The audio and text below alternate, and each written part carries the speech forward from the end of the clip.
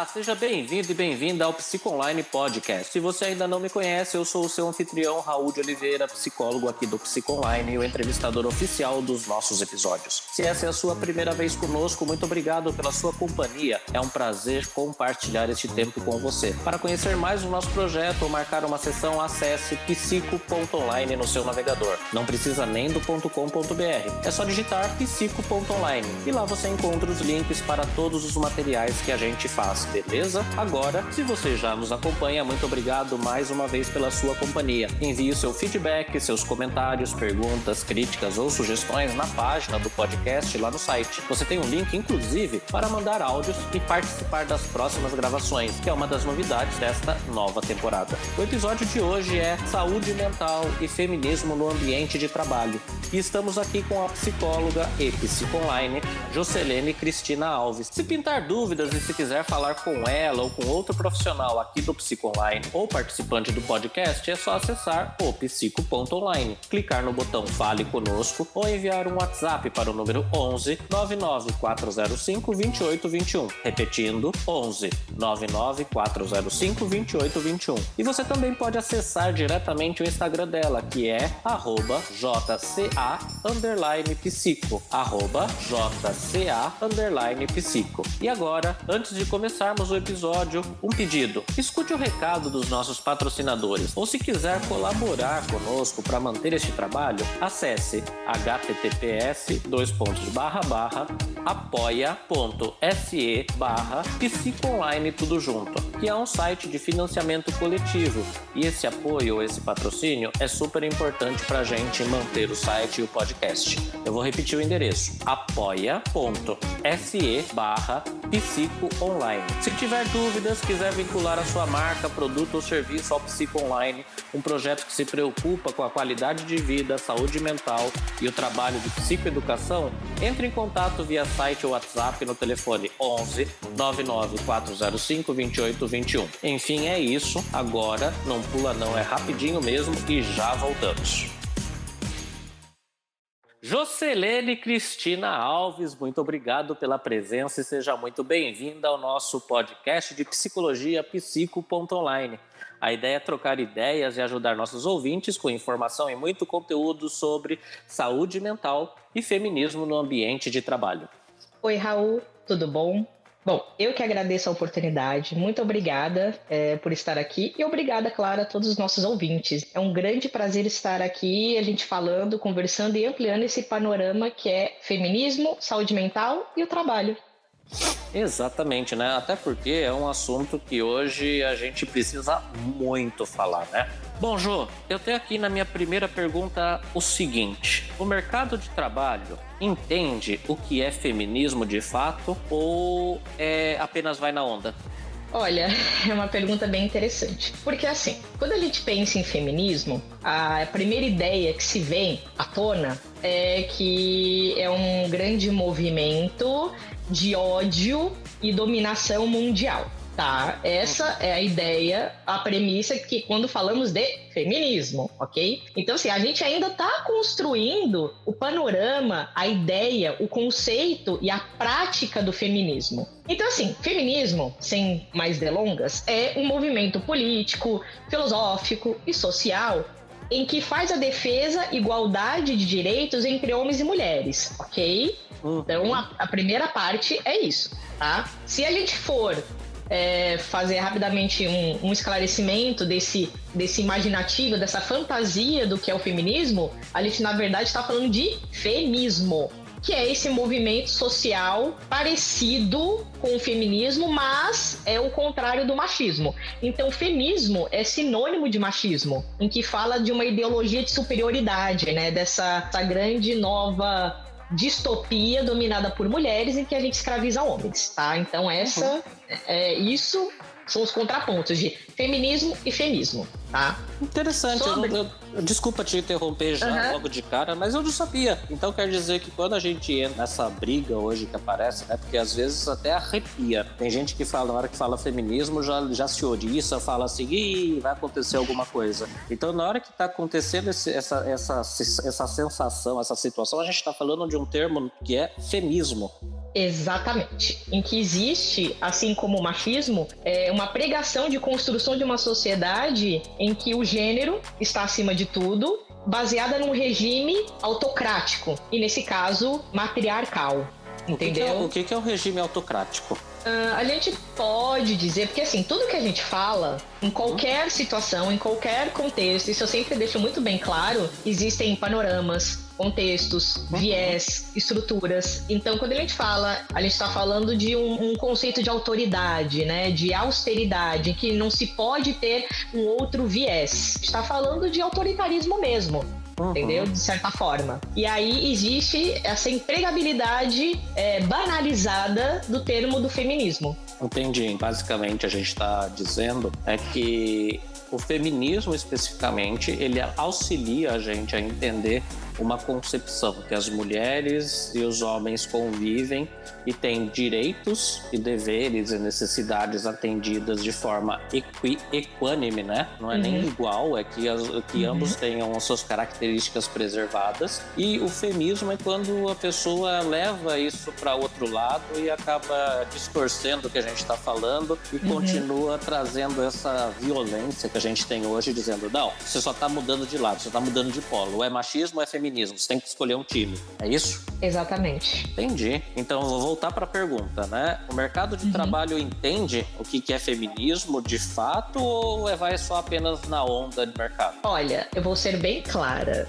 Ao longo do meu trabalho como psicóloga clínica, principalmente a minha área de atuação, eu consigo vislumbrar que não. O mercado de trabalho, em sua maioria, está engatinhando sobre os direitos e deveres e como pautar as questões do feminino, da mulher, no ambiente de trabalho. Porque, se a gente for pensar, existem, claro, as diferenças biofisiológicas e que não é exatamente a questão aqui, né? Em uma outra ocasião, pode-se falar disso. Porém, quando a gente vai entrar numa empresa, normalmente a gente procura saber o que é essa empresa, os valores que ela é pautada, a sua missão, né? A sua conduta, procura saber dela. Ok, claro, cada um sabe da sua realidade, cada um sabe onde seu sapatinho aperta, né? Então, muitas vezes a gente não tem opção de escolha e tem que se submeter a um determinado ambiente. Ok, só que existem limites, né? E é uma coisa que eu falo muito, no geral, no setting, na clínica, com os meus pacientes, seja no presencial, seja no online. A questão do limite está em você se impor, porque quando você não se impõe,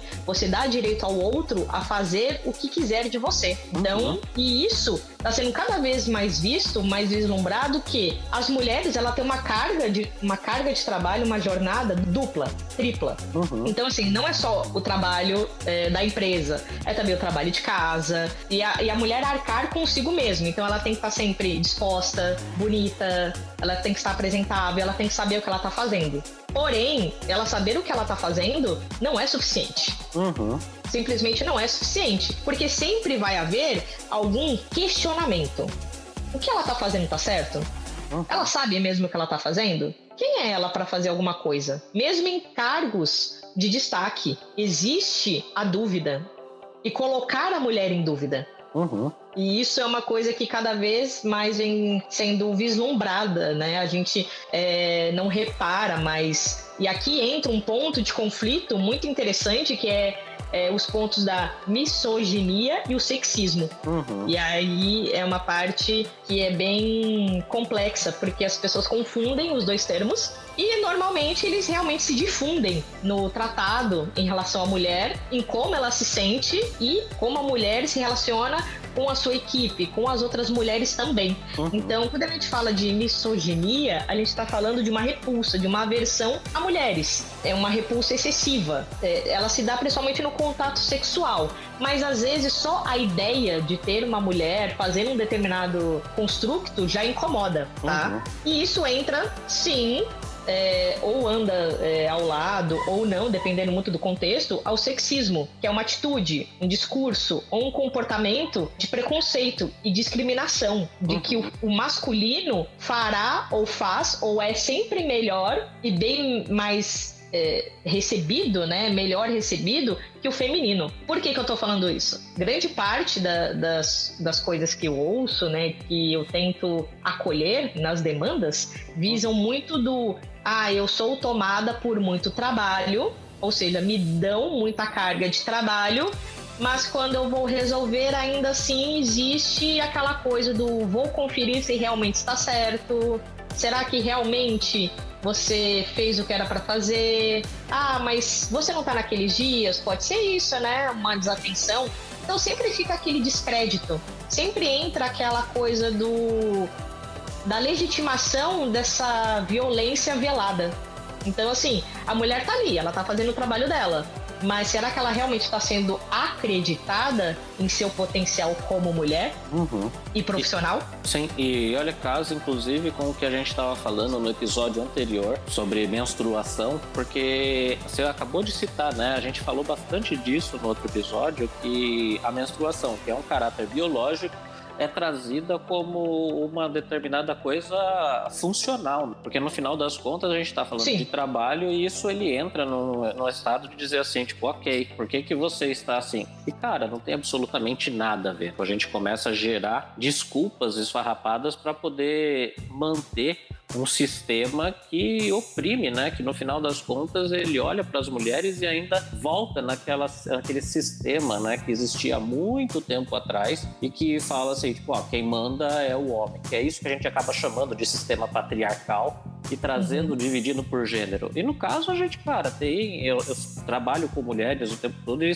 digo, né? Profissionais excelentes, pessoas que dão conta do recado e muitas vezes vêm com esse desmerecimento implícito e até sempre ouvem isso, né? São sempre colocadas à prova várias outras coisas e no final é esse sexismo, é essa violência estrutural, é essa misoginia que a gente tem e no final das contas isso impacta inclusive na qualidade de vida e saúde mental. Sim, até porque eu já me atrevi a fazer enquetes perguntando quando que uma mulher já foi desacreditada do seu potencial profissional. Eu acho que todas já passaram por isso, seja já estabilizada na sua carreira ou começando. Eu, por exemplo, fui desacreditada do meu potencial, mas não abaixei a cabeça. Eu tive uma criação bem...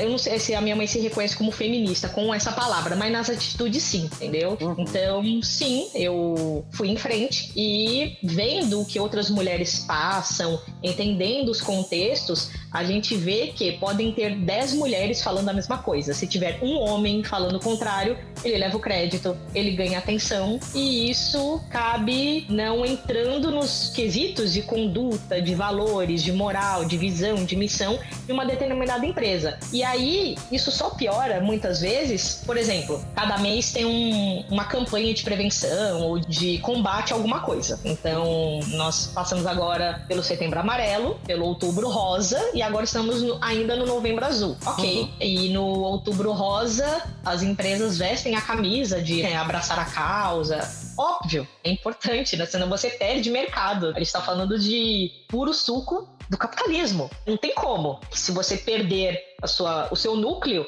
você perde espaço. Só que, ainda assim, é complicado porque como é que você vai vestir a camisa da saúde da mulher, da saúde física, biofisiológica, se você não prega a saúde mental? Isso não faz muito sentido. Acaba sendo hipocrisia da própria empresa e o que está acontecendo ali. E na verdade, eu fico pensando que não é necessariamente só da empresa. É de um ambiente que a gente acaba internalizando essa estrutura violenta e machista. Porque às vezes a pessoa até tem boa intenção, mas ela tá reproduzindo uma coisa sem pensar a respeito daquilo. E eu acho que agora essa geração que tá... Porque hoje em dia nós somos chamados, né, de geração do mimimi. Tudo vê problema. Só que assim, se a gente não for analisar os contextos, a gente não enxerga o que é estranho, o que é esquisito, o que não faz sentido. Então, eu vou pegar exemplos que cada vez estão vindo à tona, as pessoas me trazem isso pro consultório, inclusive homens, e eu fico pasmem, sim, com a análise que tem sido feita.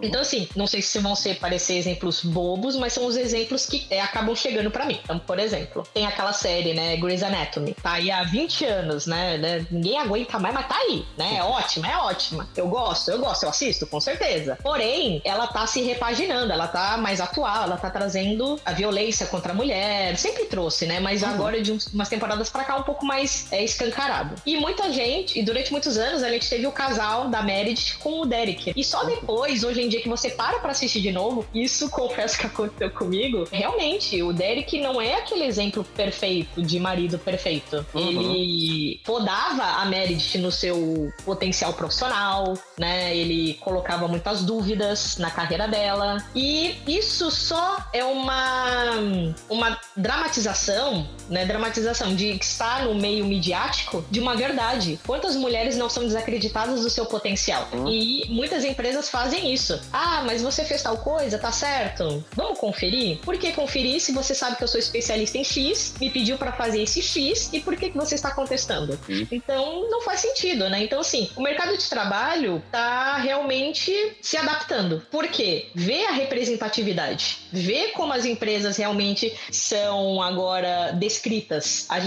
É só a gente perguntar.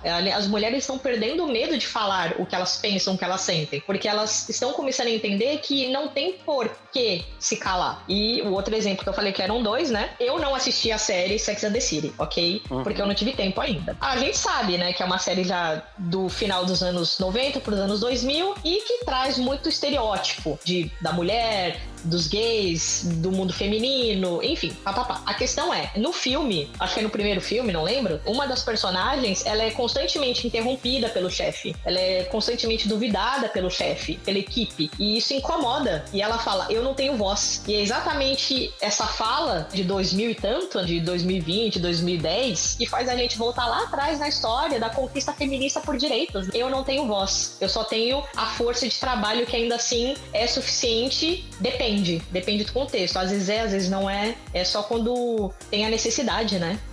Acho que foi o mês passado, lá no Psiconline, a gente lançou um novo serviço que a gente faz, que são palestras para empresas. Então, assim, as empresas vêm, falam conosco, a gente conversa e um dos psicólogos aqui do site vai fazer uma palestra para determinada empresa. E me chamaram para dar uma sobre o fenômeno do impostor, que é uma síndrome, que é conhecida como síndrome do impostor, mas o nome certo é fenômeno do impostor. E quando começou a ser feito, lá nos anos 70, que foi as primeiras pesquisas que foi feito, foi baseado nesse contexto de feminismo, né? De como que as mulheres se sentiam impostoras diante do que acontece. E aí nessa pesquisa, enquanto a gente estava conversando aqui, eu fui até buscar esse material, eu lembrei de uma pesquisa da Avon, que foi feita em 2018, que era uma campanha chamada Repense o Elogio. E durante a gravação de um documentário, foi pedido para que os pais de meninos e de meninas escolhessem quais os elogios eram mais adequados para ambos. Para as meninas, eles escolheram os adjetivos como princesa, linda e vaidosa. Já para os meninos, os mais escolhidos foram inteligente, esperto e corajoso. O que isso demonstrava na pesquisa? Que se as meninas não são vistas como inteligentes, elas têm que correr atrás. E naquele mesmo estudo foi observado que a partir dos 6 anos, as meninas têm menos interesse que os meninos em jogos que não são planejados para criança muito inteligente. E já os jogos planejados para crianças muito esforçadas, o interesse entre meninos e meninas não variava. E o que isso queria dizer? Que para as meninas começa a ser colocado que tanto para as meninas quanto para os meninos, que embora as meninas tirem às vezes mais notas, ou seja, as notas não estão associadas a ser muito inteligente, são conquistas de fruto de esforço e não da habilidade delas. E aí elas passam a fazer um esforço gigante para merecer elogios e ganhar protagonismo. E nessa pesquisa eles trouxeram que 75,1% das mulheres acreditavam que seus pais esperavam muito mais delas na escola. 52% das mulheres diziam que tiveram que batalhar para receber elogios da família. E isso vai acontecendo, inclusive, para quando você vai para uma régua que nunca está à altura, que é o caso do mercado de trabalho. Né? Numa outra pesquisa, quando a régua sobe, a gente nunca está à altura, 87% das mulheres acreditavam que se elas fracassaram é apenas porque não se dedicaram o suficiente. Nessa outra pesquisa, as mulheres acreditavam que precisavam preencher 100% de um pré-requisito para a vaga, enquanto os homens acreditavam que precisavam preencher apenas 60% dos requisitos. E 7% das mulheres negociavam primeiro, 7% só das mulheres negociavam primeiro o salário quando entravam na força de trabalho. E aí 57% dos homens negociavam primeiro o salário da força de trabalho. Até para citar a fonte, a pesquisa chama Fenômeno da Impostora da Discovery Inc. de 2021. Então são dados que vão trazendo esse processo, né, da mulher, que elas vão sendo desacreditadas por elas, que vem desde a criação. E aí você vem desse reforço do que a criação faz isso, aí você entra no mercado de trabalho, faz isso, aí chega na empresa que você falou, as mulheres não têm nem chance de falar, e que acho que tem até um termo, né, chama gaslight. Como que é esse negócio? Sim, eu tenho, sim. Na verdade, são 4 maneiras de diminuir uma mulher. Existem 4 quesitos que fazem isso, que é o gaslighting, que é o fazer a mulher e as pessoas acharem que ela é louca. Isso normalmente acontece primeiro em relacionamento, tá? Começa no relacionamento e é transpassado para o ambiente de trabalho. Mas nós também temos outros artifícios de diminuir, de fazer a mulher se sentir mal com ela mesma no trabalho. A gente tem o interromper a fala dela o tempo todo, e a mulher se acostuma a isso e ela prefere não falar. Então, quando a paciente, o paciente, né, mas principalmente a paciente chega pra mim e fala assim: eu não falo muito na reunião porque eu não sei se tá certo. Eu faço a intervenção de quê? Mas e se a sua dúvida for a dúvida de outras pessoas? Então, tome a posse para si desse direito de falar. Você tem esse direito. Você foi conquistado esse direito. Nós também temos 2 quesitos que também são muito trazidos, que é o de levar crédito por uma ideia que na verdade foi de uma mulher, que é o appropriating, e o mais famoso, que eu acho que, nossa, esse já ganhou as telas de diversos seriados, filmes, que é o de explicar o óbvio para uma mulher como se ela fosse incapaz de entender. Quase seria a mesma coisa do homem explicar para a mulher: oi, você sabe o que é menstruação? Querido, eu passo por isso todo mês. Tem uma thread no Twitter, as mulheres dizendo coisas que ouviram. Então, assim, eu lembro de uma que ela era juíza especialista e a pessoa ia falar: você sabe o que é lei? Sim. Eu sou formada em Relações Internacionais. É uma faculdade de um cunho bem político-social. E várias vezes, para não arranjar briga, eu tive que realmente me calar para não ficar pior a situação.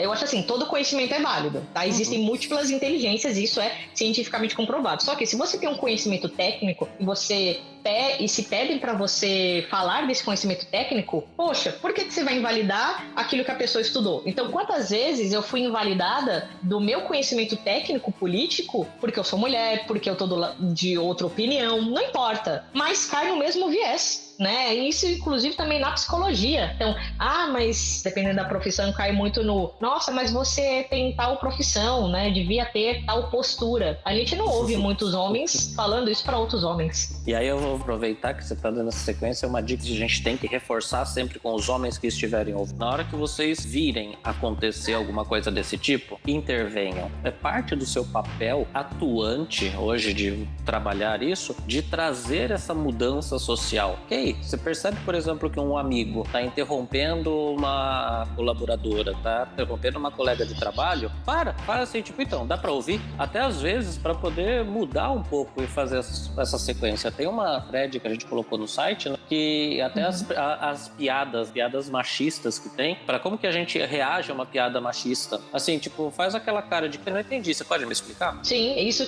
até aconteceu essa semana no consultório. Eu dei esse manejo para o indivíduo, para a paciente, de ela é sempre interrompida, eu falei: quantas vezes você foi interrompida? Fala, mas então o que você quer dizer? Ou quando você é diminuída, me explica que eu não entendi, né? Então, assim, fazer o outro parar para refletir de um modo singelo, de um modo chique, que a gente não pode agredir o coleguinha, que o intuito da terapia é você não agredir o coleguinha, então uma maneira mais bonitinha, né, de embate, de conflito, de enfrentamento. E até porque essa postura é importante hoje em dia para tirar, porque assim, a gente tá falando de um domínio de poderes. Então, assim, de quem que é a hegemonia no momento? A hegemonia tá dentro desse machismo, dessa estrutural, dessa cultura que prevalece esse poder. Se a gente não faz o questionamento na hora que tem a oportunidade, ele se mantém. É cômodo. É muito mais interessante deixar acontecer para aquele que tá no poder. Então é a hora que você tem que parar e perguntar, opa, peraí, não entendi. Como assim? Então, aí que eu falo da intervenção, de você colocar o limite, porque assim o outro não vai te entender que ele pode te tratar da maneira que ele quiser. Então, até para fechar, então o mercado não entende o que é feminismo de fato e vai só na onda, né? Percebo que ainda não. Ele está caminhando. Tem empresas, contexto, mas em sua maioria,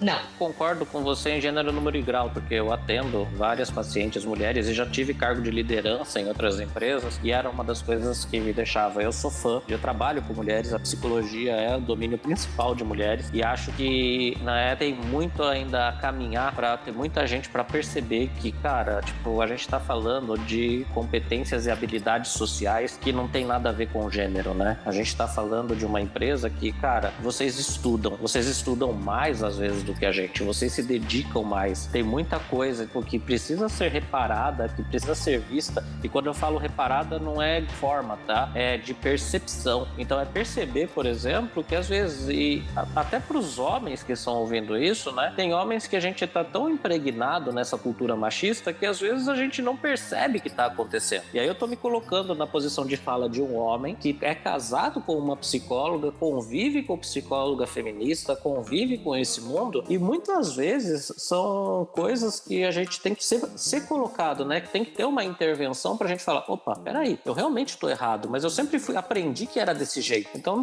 vamos mudar isso? A opção de mudança vem de cada um a partir do momento. E quando a mulher se sente, tem esse sentimento, ela tem que trazer essa voz, tem que trazer esse apoio. Até porque eu acho que tem uma palavra que fala que é a sororidade, que é você, uma mulher auxiliando a outra, criando esse caminho, não é? Então, né, a sororidade eu vou falar um pouquinho mais pra frente, mas é um contexto complicado ainda, tá? É uma coisa que ainda também está caminhando, porque existe uma confusão entre sororidade e apoio mútuo. É e não é a mesma coisa, depende muito do contexto, tá? Eu vou explicar não fala agora, melhor. Ok. Bom, sororidade fala do apoio mútuo para com as mulheres entre as mulheres. Ok. Então eu até tinha visto um post em algum lugar falando que muitas músicas cantadas por mulheres continuam pregando a rivalidade feminina. Em primeiro lugar, quando que a rivalidade feminina não é empregada? Então, assim, aquela frase que toda mulher já ouviu, todo mundo fala que mulher não se arruma pra mulher, mulher não se arruma para o homem, para o encontro, para o evento, se arruma para outra mulher. De certa forma eu concordo. Por quê? Quando a gente fala em feminicídio, em um ato de violência contra a mulher, a gente cai, o homem que se sentiu traído, ou qualquer contrariado, traído, não importa, ele tem essa cultura passada de geração em geração de limpar a honra, tá? Isso normalmente vem tanto dos países de cunho árabe, oriental e os países latinos. E estamos aqui, né? Então, Brasil e outros lugares. Tanto que o Brasil tá, acho que no ranking, né, dos países que são piores para mulheres nascer, crescer e se desenvolver. Porque a gente acha que não, mas o Brasil, ele carrega o conceito do orgulho e preconceito. Nós somos orgulhosos de quem somos, mas tem o preconceito aí. Então, assim, a mulher não pode ocupar X lugares. A mulher, quando ocupa, ela cometendo um mísero, todo mundo comete erros, gente, somos seres humanos, mas ela é sempre a mais massacrada, ela é sempre a vilanizada, não importa, né? Ou ela deixou, ou ela foi suprimida até cometer o erro, e o homem não. Enfim, e aí a sororidade entra muito nessa coisa do, ok, apoio mútuo entre as mulheres, mas será que isso serve de pretexto pra gente deixar algumas coisas acontecerem? O famoso passar pano? Então, assim, a sororidade, ela existe na teoria, mas não tecnicamente na prática, porque, assim, qual que seria o certo? Não apenas na sororidade, mas na questão humanitária. O outro ajudar o outro. Tem uma escala autoperceptiva chamada Roda da Vida, e que ela é muito interessante, que ela traz os quesitos que compõem a vida. Então, nós temos família, espiritualidade, contribuição social, vida social, relacionamento, saúde, papapá. Tem vários contextos. E num desses, que é a contribuição social, fala fala muito de a felicidade para com o próximo. A gente não para pra pensar nisso. O quanto que você quer que o outro esteja bem, mas pro outro estar bem, você precisa fazer algum artifício, você tem que se sentir ameaçado. Então a sororidade, eu entendo que fica rodeando muito nisso. Eu tenho pacientes que, por mais que sejam chefes, ou seja, um cargo de destaque, um cargo elevado, um cargo de liderança, elas ou se sentem ameaçadas por outras mulheres de forma natural, às vezes não aconteceu nada, ou elas são naturalmente ao longo da sua carreira entendidas de que até ali naquele ambiente tem disputa, porque o ambiente é tão o ambiente de trabalho, né? Ele é tão arcaico, ele é tão selvagem de certa forma que faz a própria gladiação entre mulheres. E a gente vê muito isso naquele filme que eu gosto muito, Além das Estrelas. Eu acho que conta a história daquelas 3 mulheres negras que ajudaram no programa da NASA, em que uma das personagens fala, porque quando uma de nós, mulheres negras, chegam em um determinado patamar, eles sempre inventam alguma coisa pra gente não chegar. Tem que sempre ter alguma coisa a mais. Então aí ele já pensa, a sororidade entra em conflito com o próprio crescimento, com a própria sobrevivência no trabalho. Então assim, por isso que entra de novo no viés do feminismo, que é o mitos do feminismo que precisam ser derrubados, né? Então a gente tá falando de o feminismo negro, o feminismo radical, o liberal, o interseccional, a gente fala de conduta, de moral, entendeu? Então assim, o que é o seu feminismo, né? O seu feminismo, ele chega até a menina da favela, da comunidade, ou ele só abrange a branca privilegiada, ou a da classe média que tá tentando chegar em algum lugar? O que é esse feminismo? E aí que entra o conflito, porque são tantas intersecções que aí que entra a questão do trabalho sabe dinamizar, o ambiente de trabalho sabe entender as necessidades e os pontos positivos e negativos e habilidades de cada mulher? E aí, como é que faz? Entendeu? Você fez eu lembrar de outra parte da pesquisa lá que eu tava lendo, que eles trazem, que é o fenômeno da abelha rainha. O termo foi cunhado em 73 em um estudo que afirmava que as mulheres que ascendiam em suas carreiras se tornavam agressivas com outras mulheres, dificultando a sua ascensão, pois queriam reinar sozinhas. Da mesma forma que facilmente se sentem impostoras, as mulheres podem se achar excepcionais quando estão em uma posição de liderança. Afinal, não é muito comum ver mulheres por lá. E aí a gente fala que não é sobre exclusão, é sobre solidão, que as mulheres que ascendem nas carreiras vão se sentindo cada vez mais sozinhas, adentrando em novos grupos que, em sua grande maioria, têm baixa representatividade feminina. E, no entanto, estudos comprovam que as empresas com CEOs que são mulheres têm mais chances de ter mulheres em cargos de liderança, inclusive aqueles que geralmente são ocupados por homens, ou seja, não há uma exclusão intencional, e sim uma exclusão situacional. Então, 54% das executivas acreditavam que quanto mais bem-sucedidas se tornavam, mais solitárias ficavam, pois entravam em novos grupos de colegas. A pesquisa é a Credit Suisse de 2016 que falava disso. E dá exatamente o que você está trazendo, né?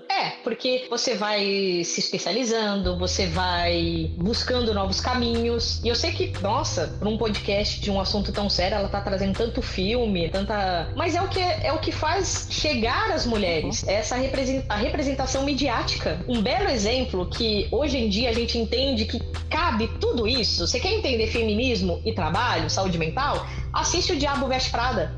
É o melhor exemplo. Nós temos a competitividade de uma menina que quer entrar numa grande empresa, a falta de sororidade, apoio, ajuda mútua dentro desse ambiente. A gente vê pelas colegas, pela chefinha lá, que não é muito bacaninha, o cabelo dela é lindo, mas enfim, né? E a gente tem, né, a solidão dessa mulher, que ela escolhe esse caminho. E o que ela perde? O namorado. E o que a gente vê? O cara é um babaca, porque ele não aguenta ver ela crescendo, ela passando pelas etapas, porque todo trabalho, por mais que você ame o que você faça, tem partes chatas, tem as partes burocráticas, tem as partes difíceis. E se você não tem alguém pra te apoiar ali, você vai ter alguém pra quando nessa vida? Então, primeira vez que você vê, esse filme já tem bastante tempo, né? Mais de 10 anos, né? O Diabo Veste Prada, né? Eu acho que tem, uns 10, 15 anos? Não sei. Não sei, peraí que eu vou pesquisar e já respondo já. E hoje em dia, né, a gente sabe que o namorado dela é um babaca, mas na hora que a gente assiste, a gente fica até meio triste. Nossa, eles não ficaram juntos, que chato, né? A gente não entende. E aí depois, hoje em dia, e eu digo isso como mulher, psicóloga, mas mas muito bem caminhada pela criação que eu tive, pelo apoio que eu estou tendo, da minha rede de apoio. E hoje em dia eu entendo perfeitamente. Ela cresceu, independente de ela ter ficado ou não na empresa lá da revista, mas ela aprendeu com aquilo. E ela aprendeu que o apoio entre mulheres é necessário, se não a pauta mais importante, para que as mulheres cresçam conjuntamente, linearmente, e que não precisa uma pisar na outra. E para que não alimente exatamente isso, essa sociedade patriarcal que visa a gladiação entre mulheres. Só que a gente cai no viés do a mulher, se uma não vai com a cara da outra, já pega ranço. E aí a gente cai, só para fechar talvez a sororidade, que é o seguinte: o apoio, o respeito entre as mulheres é necessário, mas eu gostaria de fazer um adendo e um destaque para minha fala, que é o seguinte: a sororidade, dentro de um dos pilares do feminismo, assim como o feminismo como um todo, ela não dá a obrigatoriedade de você gostar de alguém, de você arcar com alguém. Você tem que respeitar, tratar bem, educação, a sociabilidade pura, o básico da sociabilidade, mas ela não te obriga a você gostar de uma pessoa. Eu gostaria de deixar isso bem claro, porque eu acho que isso ainda é uma coisa que tá no imaginário, tá dentro dessa fantasia, das fantasias projetadas no feminismo. E trazendo para completar, Diabo Veste Prada, um romance comédia de 2006 com o diretor David Frankel. 2006, hein? 2006. Tudo bom, gente? Assistam, porque é muito legal e concordo em gênero, número e grau. Tenho um A para dizer a respeito e tenho uma pergunta para emendar. E como entender se o ambiente de trabalho é machista ou não, então? Então, aí vai a empresa que você gosta, a empresa que você vai entrar, a empresa que você trabalha, como ela lida com as suas individualidades, como ela recebe as suas pautas. Então, a partir do momento que você começa a ter cuidado com a sua carreira, você também tem que ter um cuidado pessoal, né? Um cuidado consigo mesma. Então, esse ambiente de trabalho entende que você tem um trabalho além da empresa, que você cuida da casa, entende da sua dinâmica familiar e pessoal. Existe muita intervenção, muita pergunta, muito questionamento, porque, eu não sei, provavelmente tá naqueles tópicos da trend do Twitter, a gente não ouve muito se o homem tem filho ou não na entrevista de emprego, ou se ele pretende ter, ou se tem com quem que deixa cuidando do filho. Então, como esse mercado de trabalho realmente lida com essas questões da mulher? Se fica questionando questão hormonal, questão do corpo, até onde o mercado de trabalho quer ser dono do corpo da mulher ou não? A gente viu a polêmica alguns tempos atrás dos planos de saúde, né, que se a mulher gostaria de ser adepta a algum método contraceptivo, tipo um DIU ou alguma coisa, mas eu acho que era o DIU, né? Teria que ter autorização de um homem, um pai, um marido. Eu falei assim, agora ferrou, né? Ainda bem que eu já estava no processo. Hoje em dia, tenho 31 anos, sou solteira e tenho DIU. Não me foi feito em nenhum momento um questionamento, uma pergunta, tanto na empresa como no plano de saúde, em nenhum lugar, mas eu fico pensando, e as mulheres que não têm como se defender, a quem recorrer, que não seja um homem? Como é que faz? Então, esse mercado de trabalho, esse ambiente de trabalho não entra só onde você trabalha, mas nas empresas que você se correlaciona. E tem que ficar muito atento. Eu fico com vergonha alheia. Eu fico imaginando quem que foi a pessoa que escreveu uma regra dessa ou em que época ela vivia. Porque chega a ser inadmissível, totalmente sem noção uma coisa dessa, porque se você for pensar, não tem a menor lógica. É como diz Simone de Beauvoir, basta uma crise política, econômica, religiosa para que os direitos das mulheres sejam questionados. Então a gente tem que estar sempre hipermente vigilante, né, durante a nossa vida toda, né, se aquele direito que a gente conquistou vai ser revogado ou não. Então, e cai sempre naquele viés, por exemplo, os Emirados Árabes, o conglomerado dos Emirados Árabes nos países, antes da intervenção de determinados grupos, as mulheres se vestiam desse jeito, e depois do outro, e que não sei o quê. Tudo é sempre uma grande gama de interpretação de contexto. Mas, realmente, o ambiente de trabalho, para ele ser machista ou não, você tem que perceber o quanto que você se sente acolhida, entendida e pertencente àquele ambiente. Se você não se sente pertencente, então acho que metade das questões estão respondidas. E tem uma coisa que eu falava para vários pacientes também, que cada um sabe onde aperta o sapato. Mas também, pra gente fazer uma modificação do sistema, você tem que estar dentro do sistema. Então, se você está na empresa e percebe e entende que o ambiente de trabalho é machista, na sua posição, quais são as ações que você pode trazer para a empresa para diminuir esse processo? O que a gente pode fazer? Às vezes, não tem o cargo de liderança, mas, por exemplo, dentro da área, você pode olhar e fazer exatamente aquela intervenção que a gente falou. O seu chefe faz uma piadinha indecente, você olha para a cara dele, oi, desculpa, não entendi, você pode repetir? Esse tipo de atitude já vai fazer uma diferença num contexto. Eu só fazendo rapidamente acabei de ter um TBT na minha cabeça, né? Um insight dentro da psicanálise, a gente fala insight. E, nossa, eu lembro de uma apresentação na faculdade, logo no começo da faculdade, acho que era segundo semestre, em que a maioria do grupo que estava se apresentando era de mulheres. E eu acho que tinha só um homem. E esse homem ficava constantemente interrompendo uma das meninas. Uma ou duas das meninas lá. E assim, você sentiu o clima de opressão, sabe?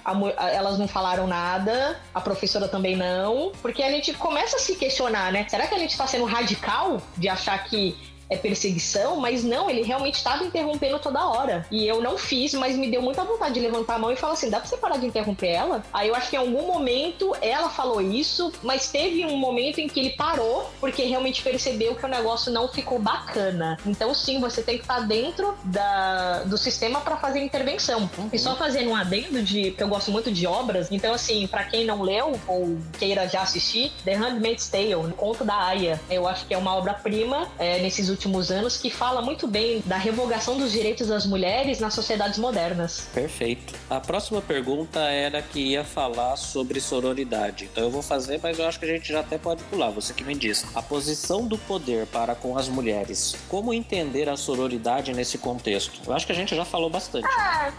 Só eu colocaria que assim, cai no viés da construção social de competitividade, né? Porque o homem tem a questão da posse e a mulher da competitividade. Ou ela é perfeita ou ela não é. A gente vê isso, por exemplo, de concursos de beleza até o resto de toda a nossa vida. Então, eu brincava muito. Hoje em dia eu não brinco mais disso. Eu não era a mais bonita do meu grupo, então eu tive que aprender a ser engraçada e inteligente. Hoje em dia, eu sei que eu sou um combo dos três. Obrigado, terapia. Exatamente, como terapia é bom pra nos empoderar. Alguém nessa sociedade tem que fazer, né? Senão todo mundo sai no soco, né?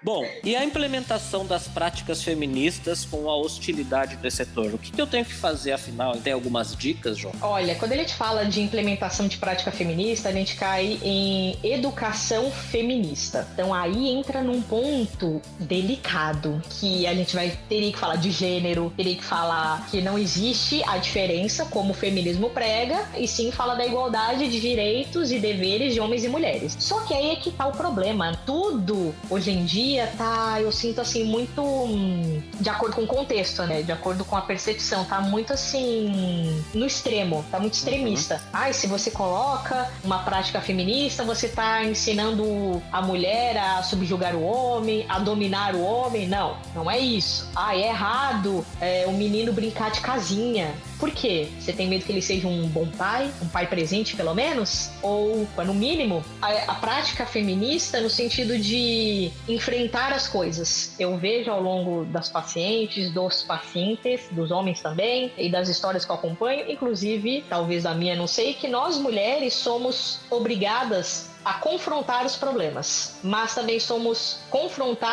obrigadas a sempre remediar o problema. O homem não. O homem sai quente, não enfrentar, botar a culpa em alguém, terceirizar essa culpa. Então, eu acho que quando a gente fala de implementação da prática feminista, é exatamente, principalmente a questão da comunicação. Eu acho que o primeiro quesito que a gente tem que falar é de comunicação. Não existe a conversa, não existe o entendimento, não existe o se deixar tocar no sentido de emoção, de afetividade. Então, prática feminista, para diminuir, assim, a comunicação que a gente fala, comunicação não violenta. Como a gente vai trabalhar isso? Como a gente vai casar a comunicação não violenta com o aval de deixar o outro falar? Por que ele está falando aquilo? O que eu vou ganhar ouvindo ele? Então, essa agressividade, essa coisa que não cabe, às vezes, no mesmo contexto. Eu acho que a prática feminista vem para realmente dizer que a mulher, ela deve se aventurar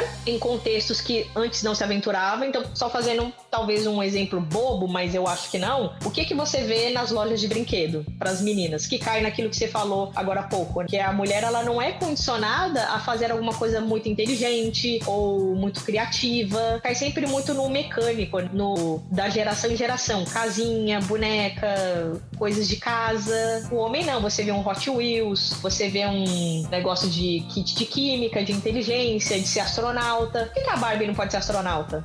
Então, por que não, né? E eu acho que a educação feminista vem pra isso, de que todos podemos fazer o que a gente quer e não se sentir culpado. Eu acho que eu dei um pouco essa volta pra falar da culpa, não sei. Não sei, talvez, mas eu acho que esbarra bastante nesse fenômeno da impostora. Então, assim, entra muito de todo esse processo de construção que a gente vem. Aliás, dica pra quem estiver ouvindo a gente, lá no site tem uma seção nova que chama Testes, eu acho, não vou lembrar o nome porque ela é nova realmente, que dá até pra você fazer o teste pra verificar o nível de impostora que você tem hoje, que é pra trazer essa informação e verificar o quanto que é esse protagonismo, o quanto que é necessário aí, até porque a gente tá falando mais não é só de autoimagem, né? É de empoderamento, é o fato de você tá olhando ali o ambiente, e quando a gente fala do fenômeno do impostor, por exemplo, a gente tá falando de sintomas coletivos, também tá falando de sintomas individuais. Então, quando a gente vem, né, a gente vai trazer as questões da perspectiva de como que a gente está acontecendo. Então, o que dá para fazer? Como que a gente traz uma sociedade que olha para o indivíduo de um jeito que não seja ele para uma cobrança exagerada, ou seja, uma autocobrança, mas que a gente pode encarar isso de uma maneira de que, ok, a gente tem coisas que estão nos fazendo mal e coisas que não estão nos fazendo mal. Então, assim, vamos olhar, por exemplo, a empresa e verificar,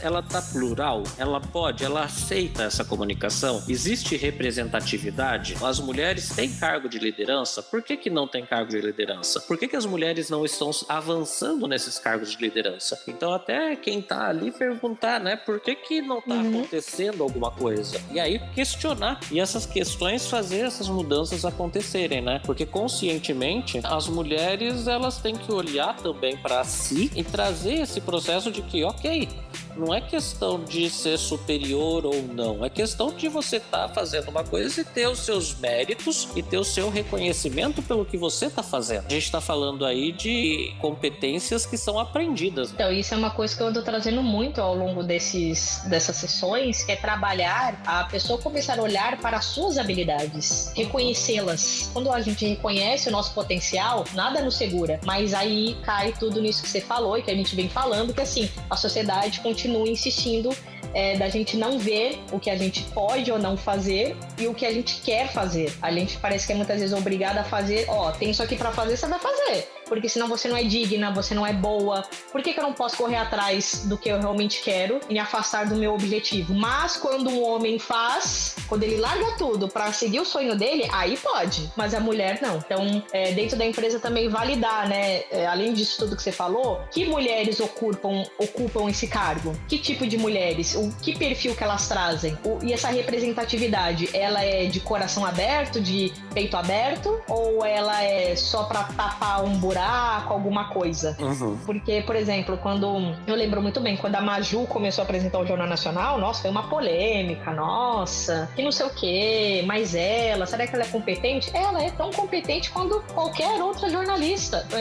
O que a gente tem que pensar aqui a pessoa tem a competência, a tecnicidade e a habilidade, pronto, acabou. Não vamos ficar questionando aqui não, gente. A gente não tem esse questionamento para outros cargos. A gente não vê isso por aí. E isso chega aí que infla a questão do extremismo em alguns contextos. Exatamente. Jô, foi muito legal. Curtiu? Compartilhe. Mas infelizmente estamos chegando ao final deste episódio. Antes de pedir para Joceliane se despedir, preciso dizer que o Psico Online é um projeto que liga você aí que está nos ouvindo a um psicólogo ou a uma psicóloga. E para isso, desenvolvemos diversos conteúdos que podem ajudar muito você no seu dia a dia. Por exemplo, aqui no podcast, na primeira temporada, falamos de tanta coisa e esta temporada agora tá incrível. Você confere todos os episódios e história do podcast lá no site no endereço psico.online/blog/podcast. Vale dizer que nós somos vários profissionais e que quando você entra em contato via site, WhatsApp ou uma das redes sociais,